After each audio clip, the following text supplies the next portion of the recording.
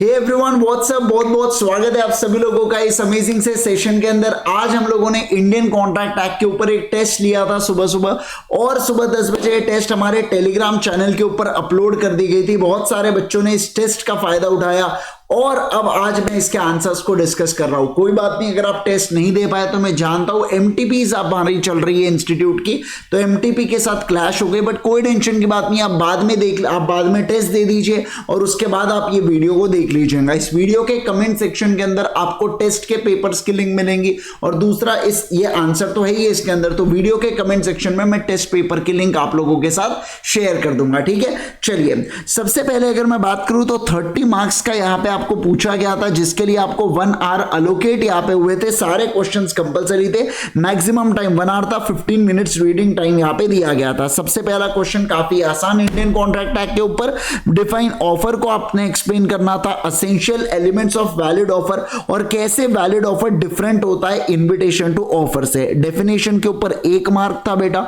इसके अलावा अगर मैं इन्विटेशन इसके डिफरेंस की बात करूं तो 2 मार्क था और एसेंशियल्स के लिए 3 मार्क यहां पे अलोकेट करना है। तो इसके आंसर्स को देखते हैं। तो देखो सबसे पहले ऑफर के मतलब को इन्होंने समझा दिया, मतलब वही था एज इट इज। डेफिनेशन आपको लिखना था, सेक्शन 2A के अनुसार आपने डेफिनेशन लिखा, फिर आपने इंपॉर्टेंट एसेंशियल एलिमेंट्स को आपने केवल और केवल स्टेट करना था। जैसे कि आप यहां पे दे सकते हैं 6 एलिमेंट्स को स्टेट किया है तो बराबर 3 मार्क, आधा मार्क मिलता है एक एलिमेंट को रिगार्डिंग। ठीक है, तो आप यहां पे मार्क्स को अलोकेट कर सकते हैं। और अगर आपने यहां पे डिफरेंसेस को लिखा है तो डिफरेंसेस के अनुसार भी आप यहां पे मार्क्स खुद को अलोकेट कर सकते हैं। 2 मार्क, 1 मार्क एक डिफरेंस के लिए यहां पे आपको मिलने वाला है। तो ऐसे 6 मार्क्स का कवरेज यहां पे किया गया है। चेक कर लीजिएगा कि आपने बराबर से लिखा है। और दूसरी वाली बात अगर मैं बात करूं तो बराबर से सही से लिखा है क्या, और डायरेक्ट क्वेश्चन था तो इसके अंदर ज्यादा गलती करने के ऐसे चांसेस नहीं बनते, लेकिन आपने आंसर प्रॉपरली लिखा क्या, बस उसके चांस यहां पे बनते हैं। ठीक है, फिर देखिए सेकंड क्वेश्चन आसान था।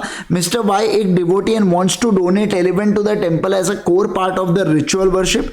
ही contacted mister X who wanted to sell his elephant. Mister X contracted with mister Y to sell the elephant for 20 lakhs rupees, both unaware that the elephant was dead at the before the agreement. Referring to the provisions of Indian Contract Act 1872, explain whether void, voidable and valid contract कौन सा agreement है, कौन सा contract है, वो आपको समझाना है। तो देखिए यहाँ पे 4 मार्क के लिए मेरे हिसाब से सवाल यहाँ पे पूछा गया है। बिल्कुल सर, 4 मार्क के लिए सवाल है। तो ये आपने सबसे पहले यहाँ पे वॉइड की डेफिनेशन यहाँ पे आपने बताना है सेक्शन 2J के अनुसार। तो इसके अंदर आपको क्या मिल जाता है सर, इसके अंदर यहाँ पे आपको 1 मार्क मिलता है। फिर दूसरा देखो आप यहाँ पे फैक्ट्स, इम्पॉसिबिलिटी, नोन या अननोन, तो इसे बोला जाता है contract shall be understood as agreement, इसके लिए आपको 1 मार्क मिलता है। फिर यहाँ पे जो प्रोविजन और कंक्लूजन आप यहाँ पे ड्रॉ करोगे फैक्ट्स ऑफ द केस के साथ, जो आप कंक्लूजन को लिखोगे, इसके लिए आपको यहाँ पे 2 मार्क मिल जाते हैं। तो ऐसे 4 मार्क के लिए यहाँ पे ये सवाल यहाँ पे पूछा गया था और 4 मार्क आपको इस तरीके से अलोकेट करते हुए चलना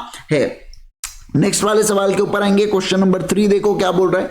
mister Sohanlal sold 10 acres of agricultural land to mister Mohanlal on 25th of September for 25 lakh rupees. ठीक है, property mention the condition amongst the other details that whosoever purchases the land is free to use 9 acres as per choice, but remaining 1 acre shall be allowed only by use of Mr. Chotelal, son of the seller, carrying out the farming and other activity of his choice. On 12th of October 2018, Mr. Sohanlal died leaving behind his son and life. On 15th of October, purchaser started construction auditorium on 10 acres of land। मतलब पूरे के पूरे 10 acres के ऊपर, ना कि 9 एकड़ के ऊपर, वो यहाँ पे जो भी उसको कंस्ट्रक्ट करना है वो कर रहा है। Now mister Chhotelal wants to file a case against purchaser, तो क्या वो यहाँ पे कर सकता है या नहीं कर सकता है? छोटेलाल प्लान ऑफ एक्शन के बारे में बताइए। तो सबसे पहले आप यहाँ पे सेक्शन नंबर 2D के अनुसार आप यहाँ पे लिखोगे प्रिविटी ऑफ कंसिडरेशन के रिगार्डिंग यहाँ पे बातचीत हो रही है, ये 1 मार्क आता है। यहाँ पे कंसिडरेशन के बारे में जो है ना प्रोमिसी ओनली, ये 2रा मार्क के लिए आता है। तीसरा बोला जा रहा है कंसिडरेशन इमटेरियल होता है, ये प्रोमिसी या प्रोमिसर से होता हो। और तीसरा लीडिंग अथॉरिटी, केस का नाम अगर आप यहाँ पे लिखते हो तो आपको यहाँ पे मार्क्स मिलता है। और साथ ही साथ आपको क्या डाल रहा है, साथ ही साथ यहाँ पे आपको है ना वो लिखना है। Convey and running with the land वाली कंडीशन भी आप यहाँ इसके अंदर डालोगे। ये सब पॉइंट्स में से अगर आपके आते हैं तो आप 4 मार्क यहाँ पे दे सकते हैं। फैक्ट्स ऑफ द केस के लिए आप 1 मार्क देंगे, और इसके अलावा जो कंक्लूजन है कि छोटेलाल यहाँ पे स्यूट कर सकता है, मतलब कि केस कर सकता है अगर वो चाहे तो, क्योंकि ब्रीच ऑफ कॉन्ट्रैक्ट हुआ है, तो इसके लिए भी आपको 1 मार्क अलोकेट यहाँ पे करते हुए चलना है। तो basically doctrine of privity of consideration वाला पॉइंट लिखा। दूसरा फिर आपने लिखा कंसिडरेशन किसी और व्यक्ति से भी फर्निश किया जा सकता है, यह इमटेरियल होता है कि प्रोमिसी से ही मिले करके। चिन्नैया वर्सेस रमैया का आपने केस डाला। Convey and running with the land वाली चीज भी आपने डाली। फैक्ट्स ऑफ द केस लिखा और कंक्लूजन लिखा कि हाँ केस अलाउड होता है, तो बस यहां पे बात बन जाती है, उससे ज्यादा और कुछ करने की जरूरत को नहीं है। ठीक है, फिर देखिए sir question number 4, A student was induced by the teacher undue influence वाला सवाल बनने वाला है to his brand new car and the latter less than the purchase price to secure more marks. Accordingly, the car was sold. However, the father of the student persuaded him to sue his teacher. State on what ground students can sue the teacher. आ जाइए यहाँ पे ध्यान दो sir. Contract को undue influence है क्योंकि एक party दूसरे पार्टी को डोमिनेट कर रहे will of another. undue influence identify करने के लिए 1 मार्क, और ये डोमिनेट वाला पॉइंट लिखने के लिए 1 मार्क यहाँ पे आपको लिखना है। ठीक है, फिर यहाँ पे आप लिखेंगे deem to be the position of another के कारण जो आप ये एक्सप्लेन करेंगे, इसको 1 मार्क आपने दे देना है। 3 मार्क आपका हुआ, और कंक्लूजन के आपको 1 मार्क यहाँ पे दे देना है। Facts of the case and conclusion को मिला के 1 मार्क्स दे देना है। देखो फैक्ट्स ऑफ द केस जहां पे बाकी समय कंटेंट कम पड़ता है, फैक्ट्स ऑफ द केस लिख के आप प्रॉपरली आंसर को प्रेजेंट कर रहे हो तो 1 मार्क दिया जाता है। बाकी केस में कंक्लूजन के बेसिस के ऊपर आप यहाँ पे 1 मार्क दे देना 4 मार्क वाले केस के अंदर। ठीक है, 5th क्वेश्चन के ऊपर चलेंगे। Mister X was jockey, radio jockey था, डिस्क जॉकी था at 5 star. As per the contract he suppose to perform every weekend twice a week.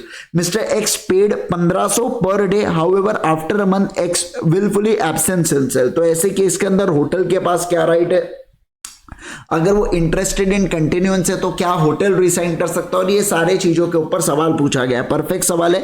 3 mark individual के केस में 2-2 मार्क यहाँ पे मिलने वाले हैं। तो देखो यहाँ पे इन्होंने सबसे पहले सेक्शन नंबर 39 को समझा दिया कि अगर कोई व्यक्ति रिफ्यूज कर देता है या डिसेबल करते हैं कॉन्ट्रैक्ट को परफॉर्म करने से, तो एग्रीव पार्टी के पास 2 राइट आता है टर्मिनेट करने का, या अपने इंडिकेट करो शब्दों से कि वो इंटरेस्टेड है कंटिन्यूएंस के अंदर। तो ऐसे 2 चीजों के ऊपर बात यहाँ पे की जाती है। तो ये लिखने के ऊपर आपको क्या मिल जाते हैं? ये लिखने के ऊपर आपको 2 मार्क मिल जाते हैं। ठीक है, अब इस केसेस के अंदर ये जो फैक्ट्स ऑफ द केस है बेटा, तो ये फैक्ट्स ऑफ द केस, और जब आप इसके आंसर्स लिखते हो तो इसके रिगार्डिंग भी आपको क्या मिलने वाले हैं? इसके रिगार्डिंग भी यहाँ पे आपको अगेन हर एक इंडिविजुअल के केस में 3 मार्क यहाँ पे आ जाता है। और ध्यान रखना कि सेक्शन नंबर 39 और ये सारी चीजों को अगर आप यहाँ पे, मतलब इसके लिए आपको यहाँ पे 3 मार्क्स अलोकेट होंगे। एक्चुअली 2 मार्क नहीं होंगे, इसके लिए 3 मार्क आपको अलोकेट होंगे। ये एक पॉइंट लिखने पे ये एक मार्क की टर्मिनेट या इंडिकेट बाय वर्ड्स, और ऊपर का कि अगर वो परफॉर्म नहीं करता है या डिसेबल करता है खुद को परफॉर्म करने से, तो उसके लिए 1 मार्क ऐसा आपको देना है। तो 3 मार्क ऊपर और 3 मार्क इसके कंक्लूजन लिखने पर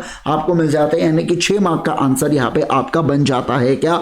यस सर बन जाता है। यह 4 मार्क का आंसर यहाँ पे आपका बन सकता है। ठीक है ना? तो दोनों चीजें, अगर 6 मार्क के लिए आया तो इंडिविजुअल 1-1 मार्क देना है, लेकिन सर अगर 4 मार्क के लिए ये सवाल यहाँ पे पूछा जाता है तो ऐसे मान लो यही सवाल 4 मार्क के लिए आपको, शायद तक 4 के लिए मैंने पूछा था आपसे, है ना? हाँ 4 के लिए मैंने आपसे पूछा था। तो ऐसे केस के अंदर आप क्या करोगे? इसके अंदर सर यहाँ पे बहुत ही सिंपल चीज है कि ये तीनों कंक्लूजन के बेसिस पर आप यहाँ पे खुद को 1.5 मार्क देंगे, 1.5 मार्क, और 2.5 मार्क यहाँ पे आप खुद को अलोकेट करेंगे।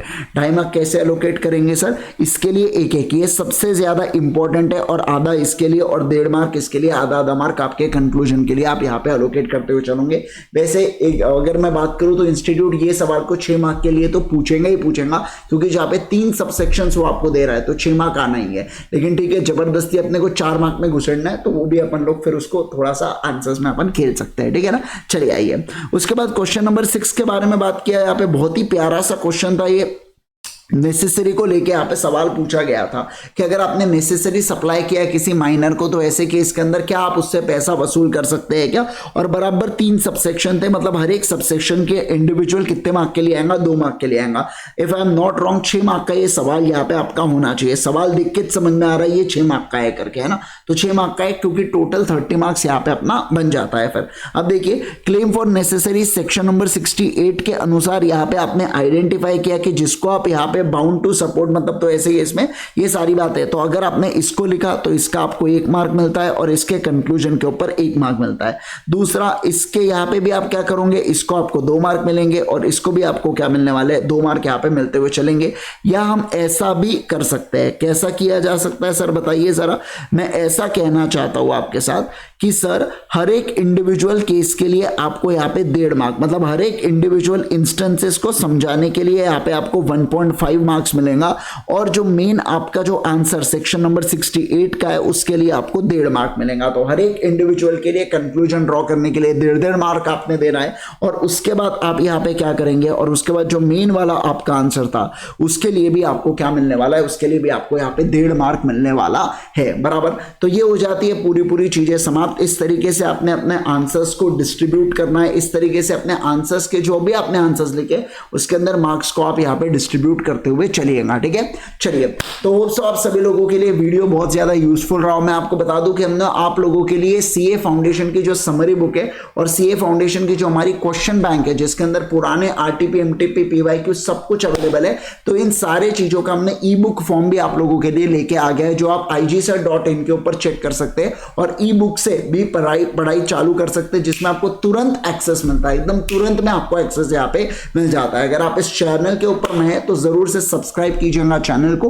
Till then bye bye, take care, अपना और अपनों का ध्यान रखिए। मिलते हैं हम लोग नेक्स्ट सेशन के अंदर। Bye bye everyone, see you all in the